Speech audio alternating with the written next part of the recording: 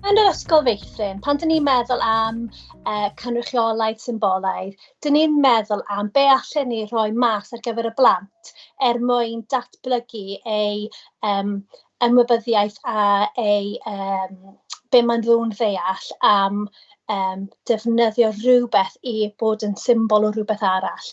Cwbl o beth ydyn ni'n neud fan hyn yn naturiol yw rhoi lot fawr o bethau mas fel bocsys carfwrdd neu wahanol fathau o adnoddau naturiol yn y clai. Mae bocs carfwrdd yn gallu bod yn unrhyw beth. Maen nhw'n gallu mynd mewn, mae fe gallu bod yn ogof. Felly mae'n bwysig iawn i cael lot fawr o adnoddau sydd yn agor i'r plant, fel bod nhw gallu defnyddio eu feddyliau i meddwl tu fas i'r bocs, be arall mae fe gallu bod, a datblygu y sgiliau yna mwyn iddyn nhw creu be bynnag maen nhw eisiau i fe fod. Symbolic representation yw pan mae plentyn yn gallu esgus bod un peth yn rhywbeth arall yn ei chwarae nhw. A mae fe'n rhan bwysig o chwarae. Felly, os mae plentyn yn esgus bod banana yn ffôn symudol, neu bod y darn o bren yn magic wand, enghraifft, neu os maen nhw'n esgus bod rhyw fath o ddefnydd i wisgo landa fel rhyw gymeriad penodol, dyma maen nhw'n wneud. Maen nhw'n gallu dychmygu bod un peth yn rhywbeth arall, a ni'n gweld hyn yn aml yn chwarae plant. Nawr, mae hwn yn sgil bwysig iawn, achos wrth i'r plant datblygu, maen nhw'n gallu dychmygu bod un peth yn un peth arall. Wel, wrth iddyn nhw datblygu'n hir, dyma'r un sgil fydd angen gyda nhw lot les mlaen pan maen nhw yn dysgu cod iaith a cod mathemateg. So, enghraifft, os mae plant yn gwybod bod cath yn meddwl cath, i ni fel oedolion yn gwybod bod y gair na yn creadur bach gyda whiskers, wel dyna beth i ni'n neud, i ni'n gwybod bod hwnna yn meddwl anifail. Wel, mae plant wedi dechrau'r sgil na pan maen nhw'n fach o allu meddwl bod banana'n ffôn symudol. Maen nhw'n datblygu'r sgil na yn eu chwarae, a dylen nhw fod yn cael cyfle i wneud na yn eu chwarae yn hytrach yn fwy ffurfiol.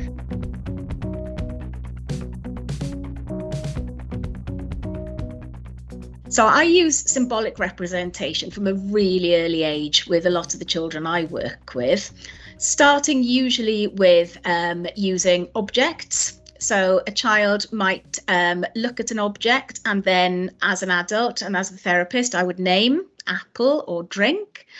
And then we might move on to using a symbol or a photograph to represent that object, and that's the symbolic representation. They're using something that's tangible, something that's visual, in order to be able to help a child to communicate their needs. Once a child is sort of understanding what an object is and that object is named, it becomes quite concrete, and it becomes something that child can understand. And once the understanding is there, we often find that children can use either the objects to communicate what they want or the pictures, and they can exchange those objects and pictures for that item. And that is a sort of bridge almost to them being able to use those words. But if a child handed me a cup or pointed to a picture of a cup, I know that they wanted a drink.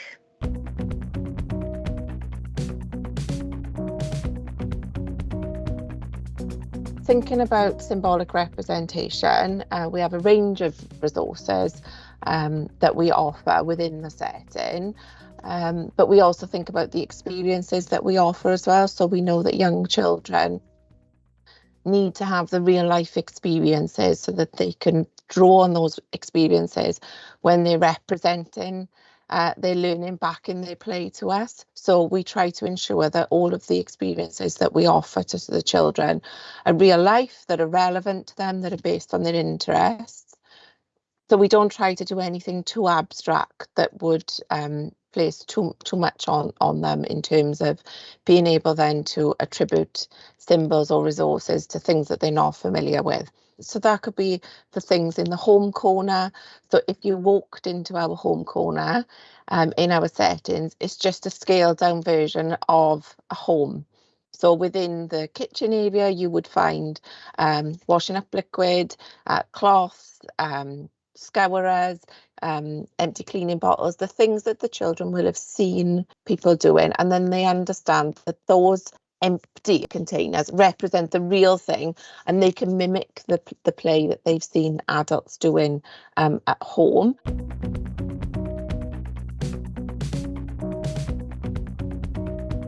For children who are not quite there yet with role play, we look at large doll play. So we've got the dolls available, and then your really, really careful observations are when you know about when children are making progress.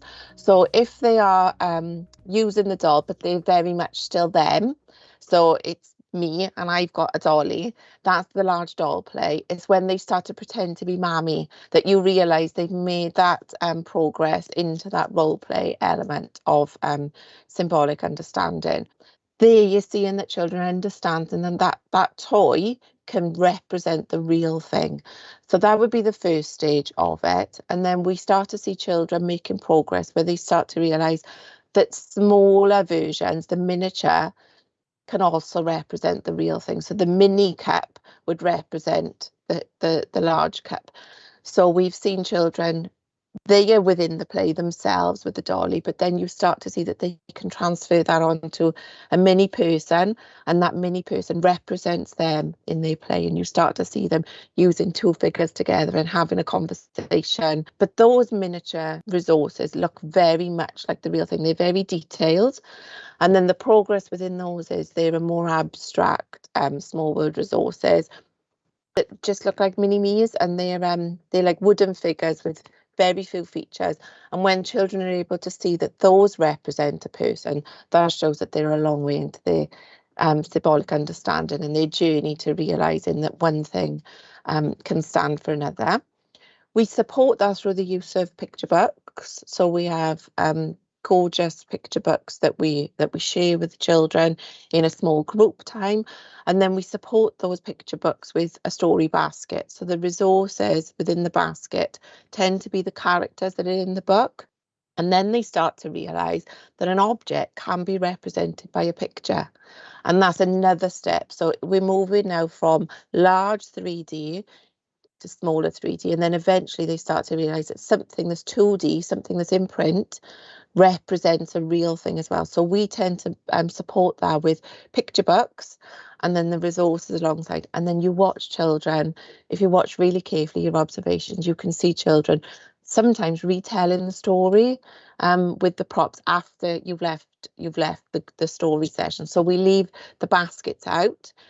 Sometimes an adult supports it with some modelling, but sometimes the children are confident to retell the story. And then sometimes you see that transferring even further to if your small world resources replicate what is being shared in the book that week, you tend to see that children will take that, and then they might extend their stories and tell different stories as well. And that's amazing when you start to see children doing that.